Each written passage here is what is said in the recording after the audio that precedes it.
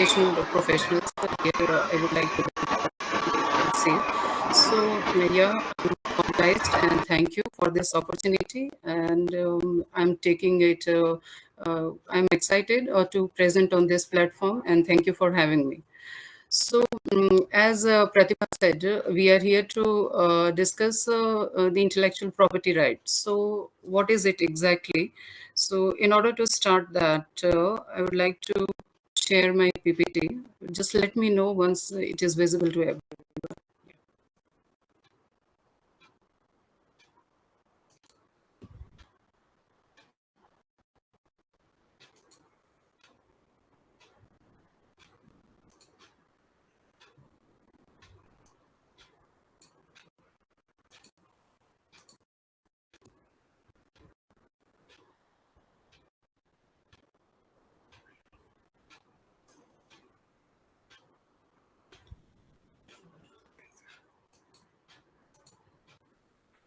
Just give me a moment. Something is happening.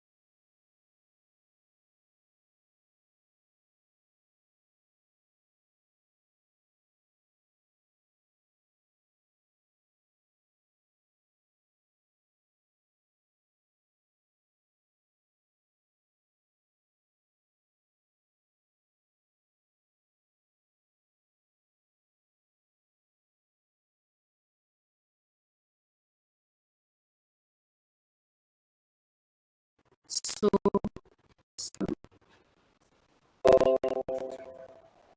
so are you able to see my PPT?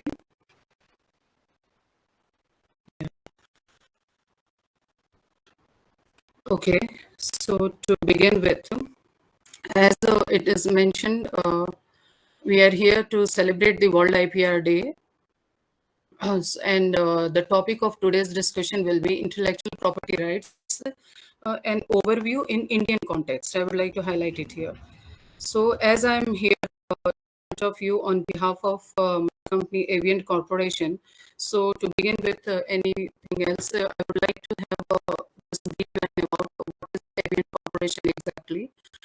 Actually, so it is a listed company with AV&T, and it provides specialized sustainable material solutions that transform customer challenges into opportunities. So we are in actually every corner of the daily life. So the latest addition to our portfolio is Dyneema, the world's strongest fiber, which enables the performance and protection of end user applications, including ballistic, personal protection, marine and sustainable infrastructure, etc., even outdoor sports. And unique technology of Avient improves the recyclability of products. We are very much into the recyclable of plastic products. This is the main thing I wanted to highlight here. And we are into lightweighting solutions that replace heavier traditional materials like metal, glass, wood, etc., which can improve fuel efficiency in whether in transportation or to reduce the carbon footprint, which is the major concern of today's environmental concern, major today's environmental concern. And Avient is very much into sustainable, developing the sustainable infrastructure solutions to increase energy efficiency, renewable energy, natural resources conservation, and 5G network accessibility, etc. We have been certified as an SEC responsible care agency, and we are the founding member of the we are actually known for the great place to work. We have been certified with that thing, and those who are interested can visit the company following this IP address www.avient.com. So, coming back to the our today's agenda to discuss about intellectual property rights. So as we are talking about keeping the nature and the age group of the audience, the mixed age group of the audience, I would like to say that I have tried to keep it as general as possible. But if somewhere uh, we are not on the track, anyone can let me know that. So my basic objective for today is that to give you an idea of the intellectual property right in general sense, and it's playing integral role in our everyone's life. So if we'll go by one in detail, it's going to be it take more than 1 hour and several hours, better to say. So keeping just trying to keep it in brief, I just directly I'm going to start what is the idea exactly. So wherever this property rights exact term comes on the global level, it always talk about the legal exclusive right. So whenever your general rights marries with the legal term, then everything falls under the umbrella of intellectual property rights. So we can very safely say that it is an exclusive legal right given to person over the creation of their minds. Now the thing is, a general human mind thinks in a very numerous ways, and we keep on thinking, like our heart keep on pumping the bloods in similar terms, our mind keep on thinking. And since morning to evening, ideas used to come and go through our mind. So the very basic question arises: what is the significance when it is said that creation of the mind? So creation of anyone's mind, when it give rise to a tangible project, then that can be protected. So sometimes people get confused that idea which comes from the mind, whether it can be protected or not. So the question is, idea turn into a product which can be physical in terms or in a written manner, okay, not in a prototype. If it's not in a prototype, then at least it must be written at some place. So when intangible idea transform into the tangible form, which can be touch, feel, or which can be even read, write, then that comes under the boundary of getting protection under your jurisdiction. So geographical jurisdiction wise, the whole world is divided into different geographical so every country has their own patent protection rules, and the protection is given by the jurisdiction wise, and it is governed by the state law.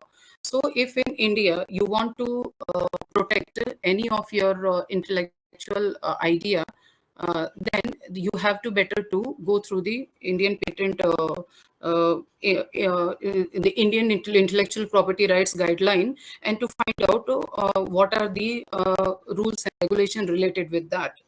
So, since a human mind can think in numerous ways, various ways, and it gives rise to different types of ideas. So, in order to just simplify the work of this legal protection, the whole intellectual property rights are classified majorly into 8 forms.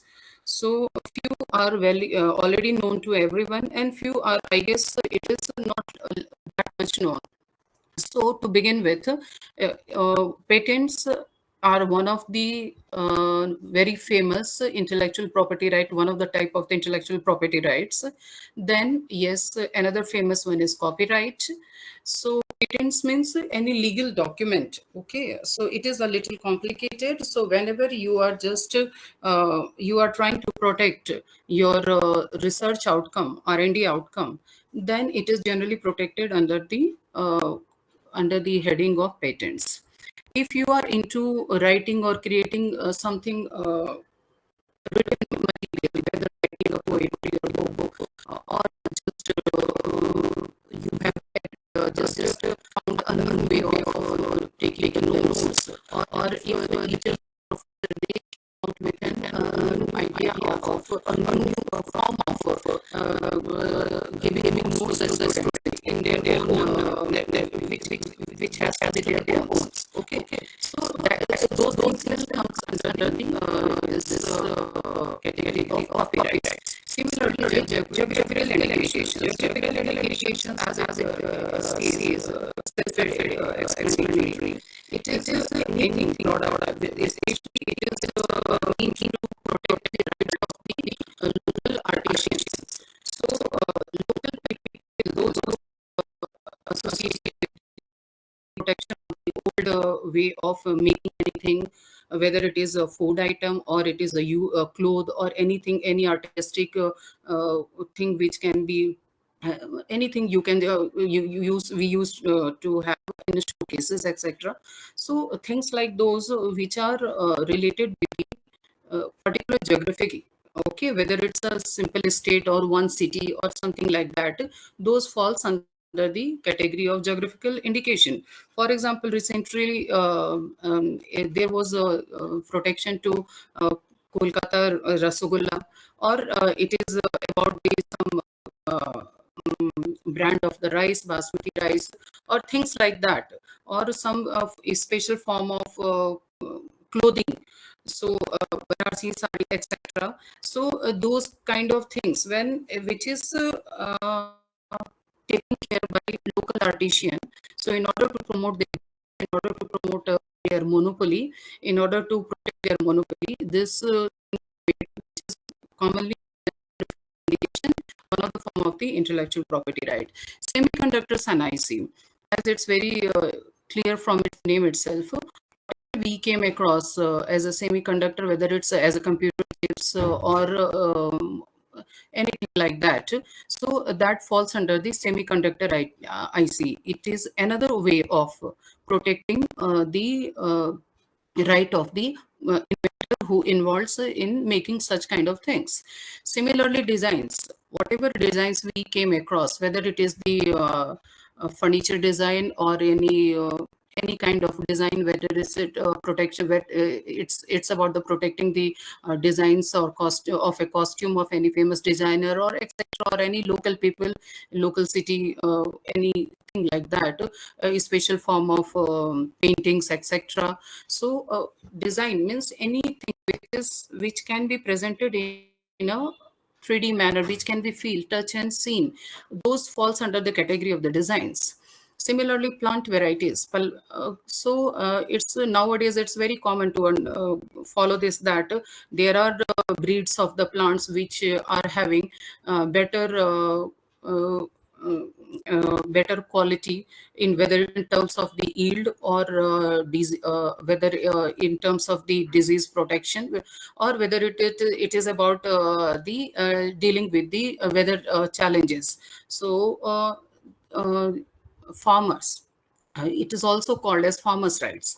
So farmers are, and the innovators or the researchers in this field, from the agriculture field, they are day and night. They are coming up with the new hybrid varieties of different plants, the old known plants, whether it is of rice or tomato or whatever. There are plenty of examples we can find out from our daily life. So those things are getting protected under the umbrella of this plant varieties. Trade secret. It's very interesting thing. Trademark and trade secret, they seems to be similar, but they are actually slightly different. So if you will Google and try to find out what is the actual content of Coca-Cola, or if you'll try to Google to know the what is the composition of the Navratna Tel, etc., then you will be surprised to know that there is no direct answer to this question. The reason behind, the government have given the right to the business holder to protect their secret, what leads to the success of their business. So the fact is that since the Coca-Cola company has chosen this right to not to reveal the composition of their beverages, or better to say the oil company or Navratna company, they also opted for this right, that they don't want to reveal the composition of their famous oil. So since they opted for this, and the Indian government has given them this right, that if you want to keep it secret, we are very much with you and we will provide the legal protection for this. So such kind of things things falls under the trade secret. And trademark or brand, I guess it's very easy to understand. If we are passing by the highway or anywhere, if you are going to an unknown city, so the very and if especially if you are associated with the kids, then what you think you look for is usually is if there will be a McDonald's sign, and if you are hungry, you very easily get you get convinced to, I can go there and have a food or whatever the thing is, etc. So from where this impression came, the fact is that McDonald company has registered their trademark, and they have done the branding of their trademark in such a way that it has acquired a very it has acquired the acceptance among even the unknown people.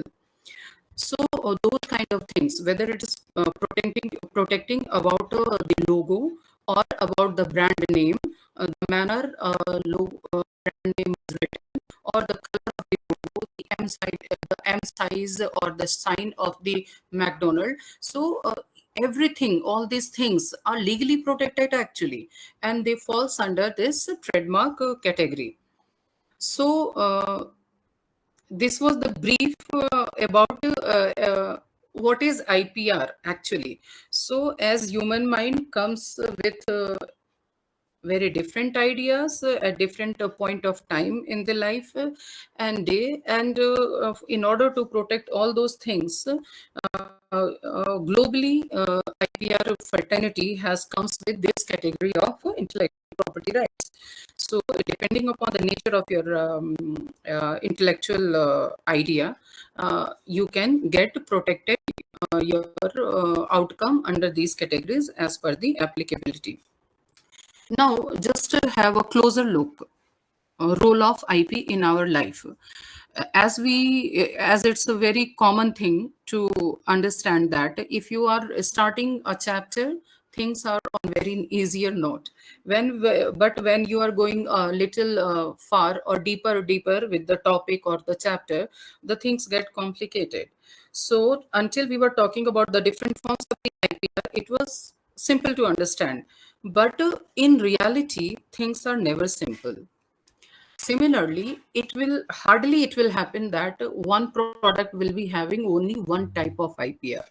Actually, what we are using in our daily life is even a single product like a Colgate or a complicated product like a mobile phone. They are agglomeration of different forms of IP, intellectual property rights. For example, if we talk about the toothpaste, so the composition of the toothpaste can be protected under the patent category. The shape of the toothpaste tube, or the design of the cap, or the coloring, or the logo of how to write the Colgate. This fact that Colgate font written with white on the red background, or there will be associated with a circle, and where total is written in a very specific manner, or whatever is written whitening and here and there, the overall look, the overall impression of the toothpaste tube can be registered under the category of design. If you are using a Colgate word in a specific font on the red background, then that can be protected under the trademark. Similarly, the total sign with a plus sign and in a specific design, a circle of blue, yellow, red, and the following line of whitening, etc., can be protected under trademark as well as under copyright. So yes, one thing sometimes can be protected under two categories parallelly, and in majority of the cases, even a single simple product is always get protected under the multiple domains of the intellectual property rights. So if we come to the complicated example like mobile phone, it's not difficult to follow that whether the logo of the phone like Apple or OnePlus or Samsung, whatever the thing is, or the location of the camera, or the design of the camera, or the shape of the mobile phone overall, the touch, the weight, the look, overall aesthetic look, I would like to say here. Or once you are switch on your phone, and the first impression you are getting, or the organization, or the shape of the apps you came across, when you will move from one mobile phone to another mobile phone, sometimes we get a struggle with where my messages are, where my this logo is or that logo is, because every mobile phone have their own different display from other one. So everything can be protected, everything falls under the umbrella of intellectual property rights, and it's get protected under different domains of the IPR. So it's starting from the design for the aesthetic shape of the mobile phone, and the code written inside the mobile phone, or the screen, touch screen, etc. They are actually patented components. The crystal look or the smooth touch of the mobile phone, everything is protected under the patent uh, domain of the IPR. And whatever the apps you are having over there, it falls under the literally musical and artistic category, which is actually copyrighted. So the thing is that this is how IPR or intellectual property right is very much deeply involved, or it is already a part of our daily life. Now, when we will come to the students' perspective. So, what we or the students try to often they get confused is how close or how different the terms like discovery, invention, and innovation are. Mostly, it is desirable that IPR is should be given to the inventions. Okay, but in majority of the cases, it is even governed to the innovations, and there is no scope for the discovery in when it's come to the intellectual property rights. So when we were in very our early classes of science classes in our school days, so we have been taught the difference between the discovery and the inventions. So that I will not going to restart here. But if it's really very important to understand the difference between the invention and the innovation. If you really want to understand what is IP, how it can protect your work as a student or as a professional. So inventions, if we'll talk about inventions, are actually where it is about a new product or process which solves an existing technical problem. If we'll talk about the examples of inventions, then uh, there was no existence of calculator before it was being invented. So calculator is an example of invention of something needed very badly, but it was not available before that time. So it is about one thing which is being invented as a response of a desired, okay, or a need, okay, badly needed thing. Or even an invention can be a thing like camera, mobile, or computer, which is a combination of two or more products. Okay, so if you'll just now we talk about how many things are there in a mobile. So it's a combination of not. It's not a one thing, one entity, single entity. It's a combination of two or even more than two. If you talk about a simple Apple mobile phone has more than hundreds of patents. Okay, so and or it can be an imitation of the nature.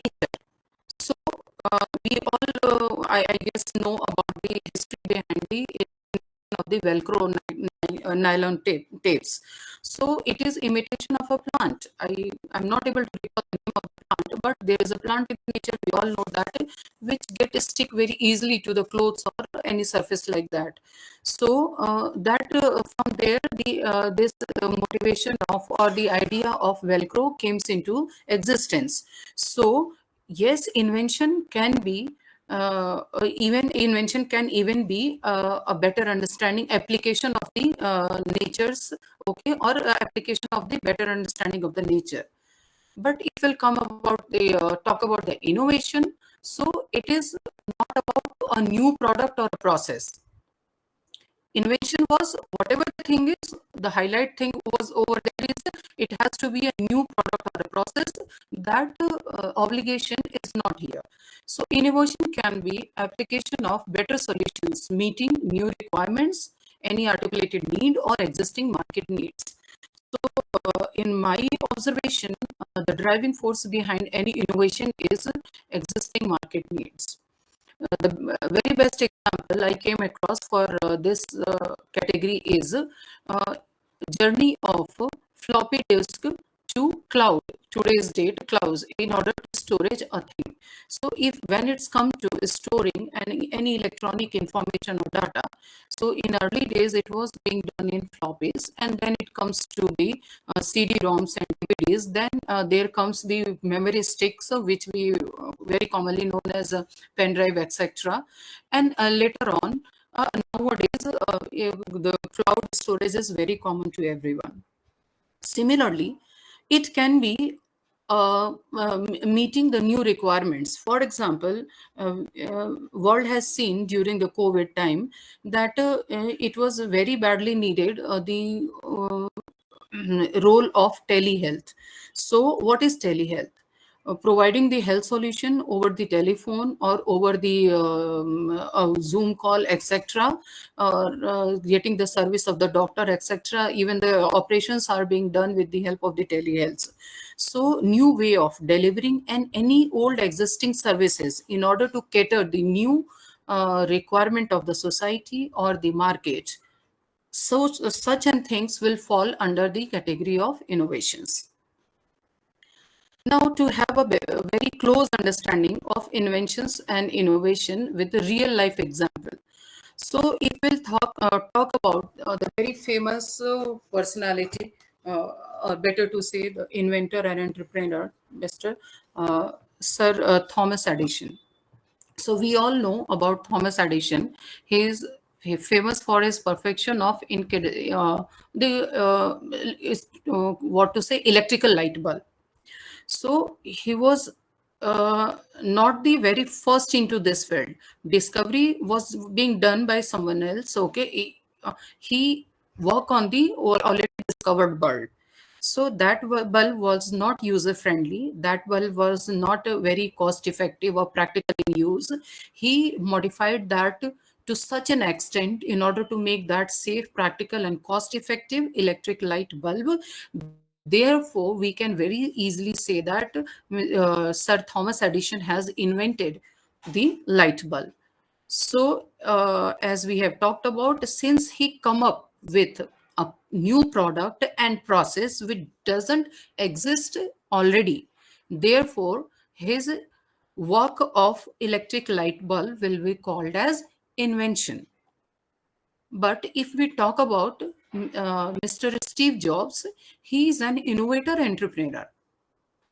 So Steve Jobs, he is known for he is actually a pioneer of the personal computer revolution with his partner, and he is the co-creator of the Apple, and he comes with the products like iPod, iPhone, etc. And he since he improves on or makes a significant contribution to something that has already been invented.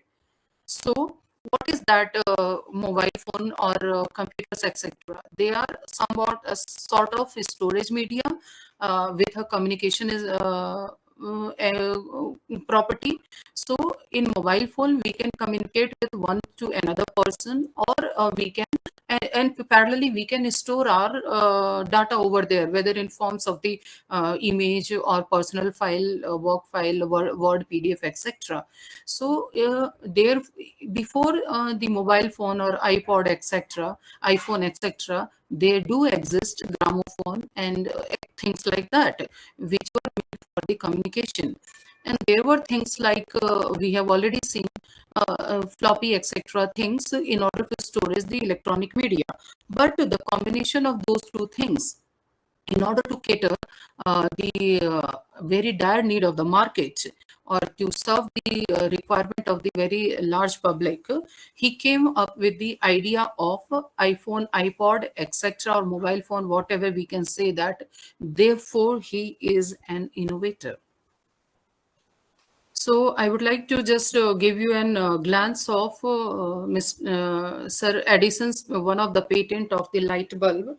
He has patented his idea way before ahead of the time, and it. I also just put this slide in order to give an idea. The concept of IPR and patenting is not at all new.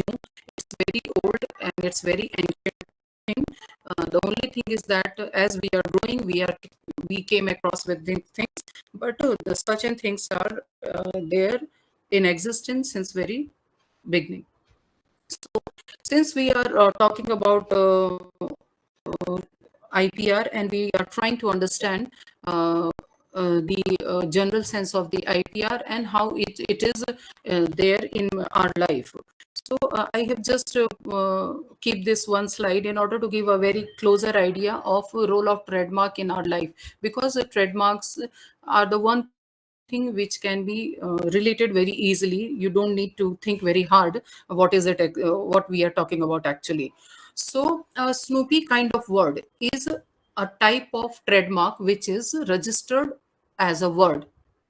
But if you talk about the Coca-Cola, it is a combination of words, okay, with an image, but that is still as will be registered as a trademark. If you talk about the BMW logo, so it is what? It is actually abbreviation of letters.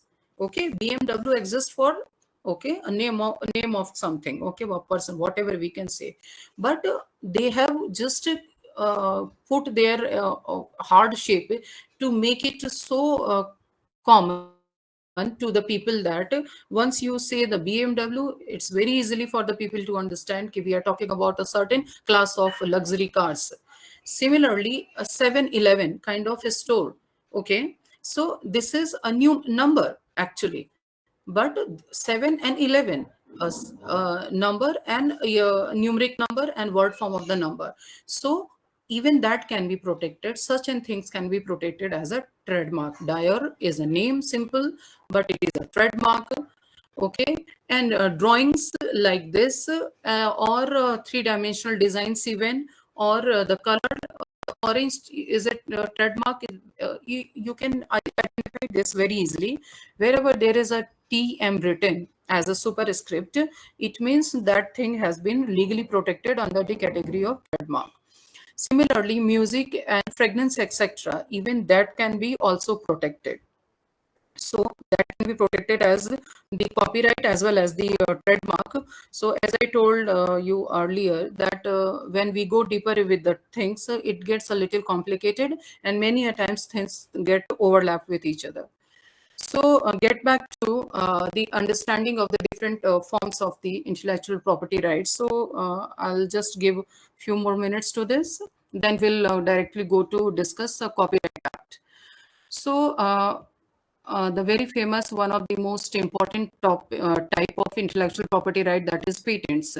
What type of work is protected under this category? Answer is invention or innovations, and it is protected for 20 years from the filing date and subject to the payment of annual renewal fee, no extension beyond the 20 years. So I would like to mention here that any drug, any pharmaceutical product, or any important thing which is reason behind the large revenue of any company like Apple and Samsung, etc. The things have been protected by under the category of patents. IBM is known as one of the famous company to file at least 400 patents on annual basis. So here lies the importance of the patenting thing, because that's give you a monopoly to protect your business. And the very core idea behind any IPR protection is to generate the revenue for the company, for the state, for the country, and for the service of the people involved in those inventions and businesses. So at the end of the day, everything is yes, related with the economic success. And that is the whole idea behind the existence of this IPR thing. Similarly, designs are for protection of aesthetic or ornamental and non-functional features of an article or product. And for this kind of IPR, the protection is provided for the 10 years from the filing date, and it is renewable after 5 years, but the maximum protection can be given for 15 years only. Similarly, for trademarks, anything which is artistic, literary, or musical works, even sound recording, films, broadcast, derivative works, etc., that can be protected under trademark, and duration for such an thing is 60 years. No, I would like to change here that this is about the copyright, okay? And this is the typo error here. So anything literary or artistic is protected under the copyright, and the protection is provided for the 60 years of the author's age, lifetime of the author plus 60 years after the death of the author. And this thing works internationally, and yeah, that's it.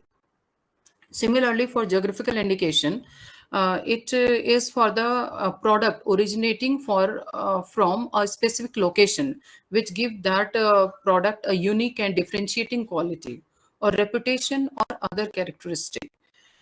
And often it is, if you go to visit a store, especially any museum kind of thing, or any emporium, national emporium, or state emporium, if you go there as a tourist, which we often do as a tourist, so you will came across with the things, logo, GI protection, etc. So the GI protection is provided for 10 years, and it can be renewed on the after payment of the renewal fee. And semiconductors, this is for the protection of layout of a transistors or any circuitry element designed to perform an electronic circuitry function, and this protection is provided for 10 years from the date of the filing for the registration, or from the date of the first commercial exploitation anywhere in any country, whichever is earlier. So, as I told you in the beginning of the this talk, that we'll have a we'll give a slightly more time to the copyright discussion, because I feel that it can be related by the students easily. So, what is copyright actually? So now you will see that if by the understanding of the copyright, you will see every form or every type of the IPR is elaborative itself. So when we talking about when we are talking about the copyright, it is a bundle of legal rights automatically vested in a person creating original work of authorship, whether it is literary, dramatic, musical, and artistic, producers of cinematograph, film, and sound recordings, etc. The whole idea behind this is that anything artistic can be protected if it is documented in one or other form. That is the very important thing to understand. It provides right of reproduction, communication to the public, adaptation, and translation of the work. It is inherent in nature. It's very important. You can transfer this from one generation to another generation. This is very specific about the copyright IPR property. Okay, one this copyright thing. So it comes in existence without formal registration. This is the another beauty of the copyright, that if you have written a poem, and if you for any reason, if you don't get it registered with the Copyright Act or Copyright Office of India, even you own the copyright over your creation. The only thing is that it is not recorded, but it is a copy. The copyright belongs to you too, to you only. The copyright belongs to the person who has created that poetry. So, without formal registration, copyright rights comes to the creator automatically. Protection for a but the protection is for a limited period of time, but this limited period is maximum among all the different types of the IPR we have seen on the previous slide. So now the very natural question, what kind of work type can be protected under copyright protection, and how many years of protection is there as per the Indian law or legal protection, if we'll talk about. So for how long, longer period of time, the government of India provides the legal protection. So if we are talking about the original published literary or dramatic or artistic and musical work, the protection is for the life of author plus 60 years. So if, for example, Rabindranath Tagore is a very good example for this. For his whatever the creation, the books or the poetry or the song, music he has created, he was having the copyright till he was alive plus 60 years after his death, so that his whosoever is having whosoever is having his inherit under his inheritance, have they can bear the fruit of his hardship. So which there is a very famous case of the university is there. So that university was given the copyright of the Rabindranath Tagore work. So Vishwa Bharati University of Kolkata. So you can find this on the Google. It's a very interesting read to have. Similarly, if there is a cinematographic film, sound recording or photographs or any publications, okay, which is published even after the author's death, or any anonymous or pseudonymous publication, work of even government का जो gadgets होता है, okay, work of international organisations, if there is an international body for something, for example, being coming from the academics field, we know that there are different organizing bodies for different subjects and different types of work. So everything can be copyrighted and falls under the this copyright protection. Okay, and the protection is provided for 60 years from the date of the publication. Here plus plus 60 years or life of author is not here, only 60 years. Now the broadcast reproduction rights. If you are having something to broadcast, for example, Doordarshan broadcast, etc., we can understand easily. Those kind of things are being protected. The term for those things are 25 years from the year following the year of the broadcast. Performance right. If you are a performer, if you are an artist, if you are okay, actor or whosoever,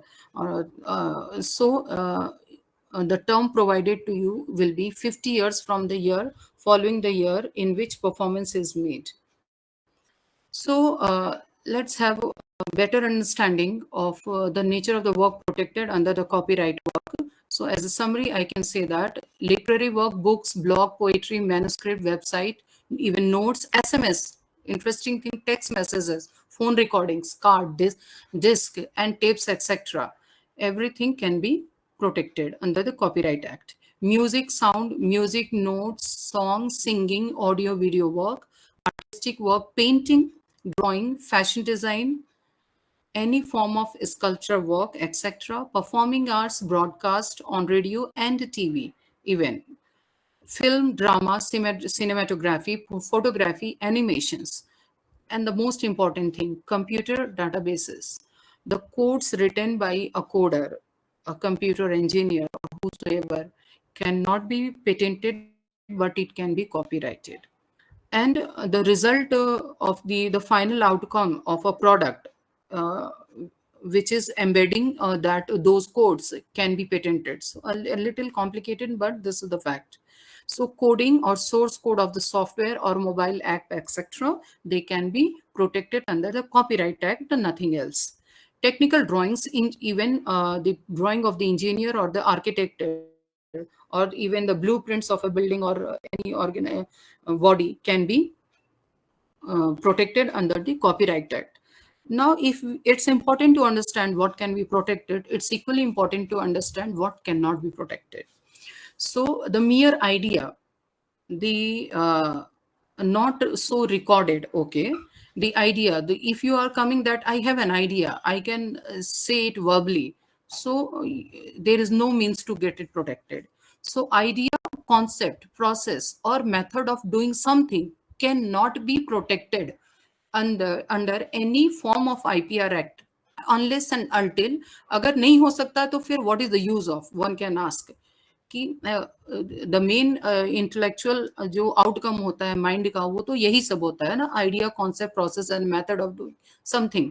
तो अगर ये नहीं protect होगा तो क्या protect होगा? The answer is once you will record it in a physical manner, आप उसको अपनी भले ही लैब के नोट्स में लिखिए, रफ कॉपी में लिखिए, आप उसको अपनी फेयर कॉपी में लिखिए, या आप उसको अपने कंप्यूटर में, आप उसको एक्सेल या वर्ड फाइल में रिकॉर्ड करके रखिए, या फिर आप उसका एक प्रोडक्ट बना दीजिए, then it can be protected under the different forms of the IPR as per the suitability. Similarly, work that is not written or recorded or captured electronically cannot be protected. If you have just a play a music on a guitar and you didn't recorded it, और आपके किसी friend ने या किसी rival ने वो music याद करके उसको कहीं पे रिकॉर्ड करके अपने नाम पे सेल कर दिया, and if you don't have a proof for the same that वो ओरिजिनली म्यूजिक आपने बनाया है, then you have lost the game. So the recording or having the record of your intellectual idea is very important. The primary message of this webinar is that one must have developed the habit of recording your ideas, okay, in any form. There are numerous ways of recording your idea. Similarly, for copyright, work has to be fixed in a tangible medium. As I told you, it should be tangible, okay. Title, name, short phrases and slogans, mere listing of ingredients or content of a recipe cannot be protected. However, movie titles can be registered with certain industry associations. I hope this should not be difficult to understand. Very often, this news is very common in newspaper or in whosoever platform, that so and so people are having fight over the title of a movie, etc.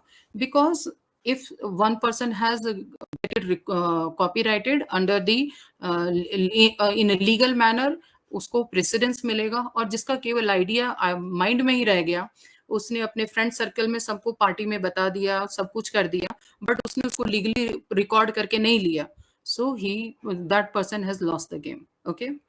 Indian Motion Picture Production Associations, and there are these associations who are catering of the problem of the problems related with the registration of movie titles and music recordings, etc. So these are the body, they do exist for real, and they have plenty of works, trust me, okay, to deal with in a legal manner on a daily basis. Work containing no original authorship. If you have just like that, if I am inspired from so and so person, so sorry that you don't eligible for the protection under the Copyright Act. It has to be original and it has to be yours only. Consisting entirely of information or telephone book or standard calendars, height, weight chart, or tape measures and rulers, etc., cannot be protected. Work for which copyright has already expired, you can't get it protected under just by furnishing in a new form. That is not possible, okay. So if something has expired and you have, if you are coming that I have given a new flavor to this, and which is very marginal, which cannot be counted as a innovation, then there is no scope for the protection. Work in the public domain. If there is a work which is already in the public domain, which is known to 2 to 3 people at least, forget about 100 and 1,000 of people, even work is known to 2 people only, and they can say in the public that I know this fact already, then you can't say that I am looking for the protection for this work. Domain names, not possible. These domain names of the websites cannot be copyrighted. The Internet Protection Corporation, okay, ICANN organization, there is an organization who performs the responsibility for domain and system management, administers the assigning of domain names through accredited register. So registration is different, and uh, claiming the legal right is different. It has to be understood. So yeah, now we are talking about what can be protected, what cannot be protected, but it's equally important to understand what you must have in order to get protected your copyrighted work. So first very important thing is that you must have the authorship of your work. So criteria of authorship of a wide range of work embraced under the Copyright Act. Your work must be original. The originality is constitutional requirement, but minimum requirement, but it is there. Okay, it's a constitutional requirement, and this this differs from the obviousness in case of patents. Okay, so it's something more legal. So no need to take a stress of this. The thing is that originality of your work is the minimum requirement as per the constitution in order to get your work protected. Fixation requirement, it is a requirement that an embodiment of the work be set down or fixed in a tangible medium of expression. We have talked about it so many times.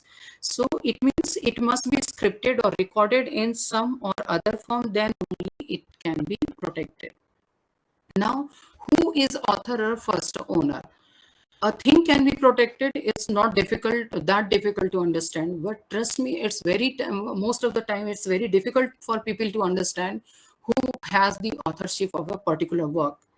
So if we'll talk about literary or dramatic work, the author will be the owner of that work. Okay, that piece of work. If the nature of the work is musical, the music composer will be the owner. Okay, not the person who is having that music in his movie or in his video, etc. If the work is artistic work other than the photography, then the artist, okay, who is performing the work will be having the ownership. Photography, if you are clicking a photo simply of a random people, then you own the their ownership. There is a very famous case of a paparazzi, okay, from the, okay, there is a case, I don't want to mention it here, you can find it on Google. So there was this legal battle between the person who has taken the photograph and the person who was being filmed or the photographed, a celebrity person. So things like that happens. Okay, cinematograph, film, or sound recording. In that case, the producer will be the owner of the that work. If the nature of the work is literary, dramatic, musical, or artistic, which is computer generated, then in such a case, the person who causes the work to be created will be having the ownership.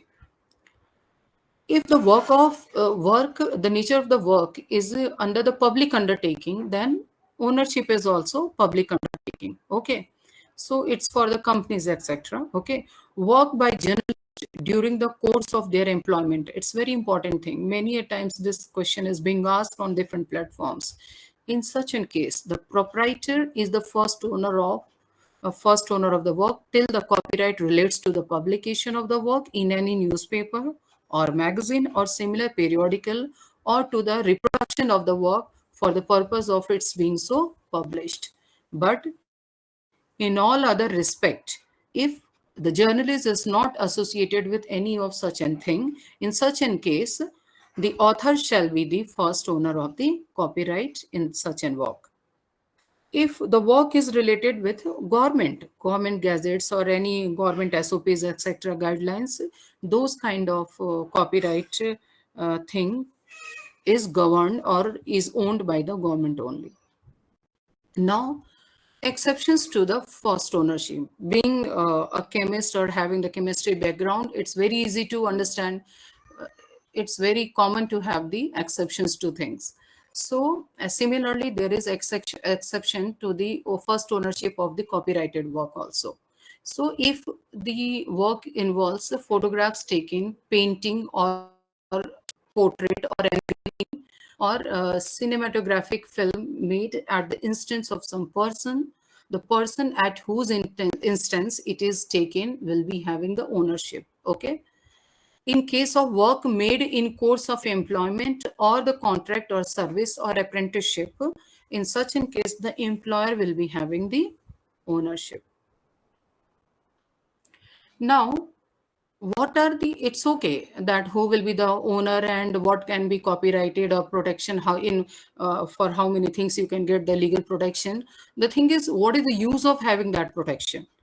What kind of rights actually you are getting as a owner of any copyrighted work? So rights of the author. It is monopolistic in nature and it is negative right. It's very important to understand when I'm saying negative right, it's positive to the author.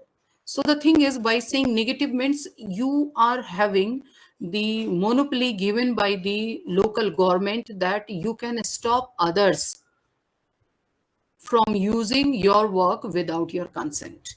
So that is why it is called as the negative right. Now, this negative right comes as in two forms. So it's not enough to say that it is monopolistic and negative right. What is the nature of the right? Answer is that it is economic in nature and it is sometimes moral in nature. So you will be having economic rights as well as moral right over your copyrighted work as an author. So if the right is economic, it allows the owner to derive financial reward from the use of their work by others. And if we're talking about the moral right, it means it allows author and creator to take certain action to preserve and protect their link with their work. So, as we might have heard this, that making YouTube video or having shorts etc on YouTube, it's very common nowadays. In every family, one or two person is being involved in making YouTube videos. So if you have a discussion from such people, you will came to across this fact that if they are going to use a certain music or a certain song, even for a few fraction of time, fraction of second, they have to have get the no objection from the owner of the that work, or that piece of music or that piece of song. So these things are only possible only if those things are, those artistic work are being protected under the Copyright Act. Here lies the importance of the work being protected under the Copyright Act and how it's happening in our daily life. So what are the economic rights? If we are talking about the economic rights, what are the scope of the economic rights?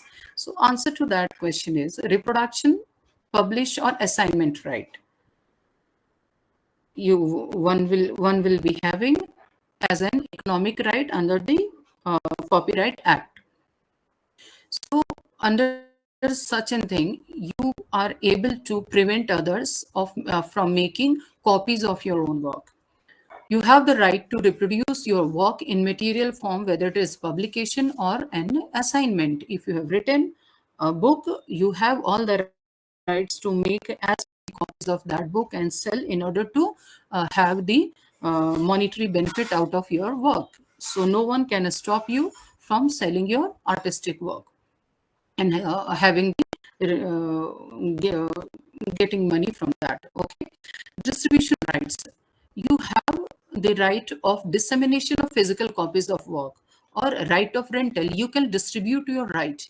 If you're not interested in getting publish your book, not to go to door to door to find a person who can publish your work, you can simply give your distribution right to any publishing house etc, and you can have the benefit of or you can write the fruit of your work, okay, hard work, in the form of the fee.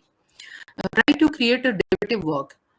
Under the economic right of the copyright, under the Copyright Act, you have the right of adaptation, translation, or compilation, whether it is in the form of cinema or sound recordings. It provides you right to communicate to public. It means relying of work by distant or interactive communication means. So, for example, this PPT, okay, is mine copyrighted work.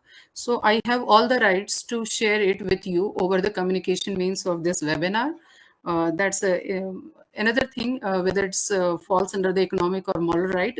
But since PPT belongs to me, I have all the copyright of this PPT. So I can have this choice, or I have the right to decide whether I want to share it with you or not. Okay. So right of public performance. So the thing is that if I have a copyrighted work, so I have all the rights to perform it in public, whether it is a form of a dance or music or playing the in the form of a concert or drama, etc. Okay. a moral right is scope. So the thing is that moral right is slightly different from the copyright economic right. The thing is that it means that it exists independently of economic right of author even after assignment and even after the end of the term of protection. So we have seen in previous slide that every type of protection is being done for a fixed term. You can't have the protection for the lifelong, okay, except the book authorship, etc. And the thing is that even in that in case, there is always a ending, okay. There will be once a day will come, then when the term of the protection will get over. What will happen after that? If the term of the protection is get over, it means everyone will be free to have benefit of your hard work. So what after this? Answer is that here comes the moral right for your favor. So it exists even after the end of the term of protection. So it provides you integrity right against distortion. Is that clear? So we have seen the remix of the old songs and musics, etc. So this is what I'm talking about exactly. Okay. So अगर उसका song का video का life time protection expired हो गया, तो people sometimes love to exploit the things and present the thing in such a manner that core essence, the core beauty of the things get destroyed, and for which the original creator can have the objection, which is very obvious thing. So that is actually moral right of your copyrighted work. So the right to object to work being distorted or used in contexts that are prejudicial to the honor and reputation of the author. The author can oppose the distortion of the work in such a way that its cultural or artistic integrity which is adversely affected. And it is now a perpetual right of the author and his heirs also. If Rabindranath Tagore is no more alive today, and if after his death the 60 years are not yet expired, and even the 60 years are expired, then the higher of those work can always raise the this objection to those things under the Moral Right Act. Similarly, the authorship, right of recognition or paternity right, the right to claim to be the author of the work and to have the authorship recognized, the right to have the author's name mentioned, for instance, when the work is being produced. Okay, everything falls under the moral right, right related to the performance recognition. It's equally important, and it's a very common offense being done by the okay people. The right to claim to be identified as the performer of his or her performance, except where omission is dictated by the manner of the use of the performance. So, what I would like to say here that we have seen many cases, especially when about the movie is being released, some people came. More often that this song of the piece of the song, or this writing work is being made by me, but it is presented by someone else name, and the photo this fight runs for 2 3 weeks or etc, and then we came across the news of the settlement between those two people or those two parties. So these things are happening in real only because of this moral right related to the performer's recognition. So the important thing to note here is that there is no remedy if an adaptation of computer program is under the consideration, or failure to display a work or satisfaction to the authorship. So for such a case, you can't have any remedy. Okay. Now, the thing is that already we have discussed that copyright comes naturally once a working is being created. So, if already you have the right, the minute or the second you have created the work, then why to get under the go for this registration and getting it legally protected under the Copyright Act? Okay, so answer to this query is that it is there for bringing an infringement action. It enables one to file a lawsuit to to enforce copyright in federal court only if registration is done. And it provides evidence of validity. It's the most important thing. Provides evidence that the copyright is valid and it belongs to you too. You only know, not someone else. And it would be important if a copyright infringement case is brought involving the work. We are living in a strange and bitter world, okay, where things most often which are happening are not fair. So if you are living in a so-called unfair world, you have to, if you are wise enough, it's always wise to get your work legally protected. So statutory damages and attorney's fees. It enables one to claim statutory damages and attorney's fees only if your work is being registered. It creates a public record. It's very important. It puts others on notice that your work is protected by copyright and that you are the copyright owner. So we have came across by many times the things like that. If there is a logo or whatever the thing is, that there will be C and circled, it means that work is copyrighted. As we have seen, if there is a TM written as a superscript, that means that work is legally protected in the trademark. And if there is a C under the circle, it means the work is legally protected under the Copyright Act. It satisfied deposit requirements. It's very interesting thing. It the subject to the exceptions, the Copyright Act requires that copyright owner deposit 2 copies of their work with the with the Library of Congress within 3 months after the work has been published, and this is commonly referred to as the mandatory deposit. When a registration application is submitted to the Copyright Office, the copies of the works submitted with that application usually satisfy the library's independent deposit requirements. So, what is being mentioned here is that the mere functioning of the Copyright Office helps you to have the record of your work, and that always helps you in future whenever there is a case of dispute related to your work. So the note, however, that your work is still protected even if you fail to meet this requirement. Yes, this is the prime message. Even one fails for any reason because of the lack of the knowledge or lack of the time or access to the things, you always have the copyright to your work. The only thing which is being pending is to get it registered whenever you awakes. Okay. So now we talk about exceptions to infringement under Copyright Act 1957, and there is a thing called doctrine of fair use or fair dealing. Now it's directly related to the academia field.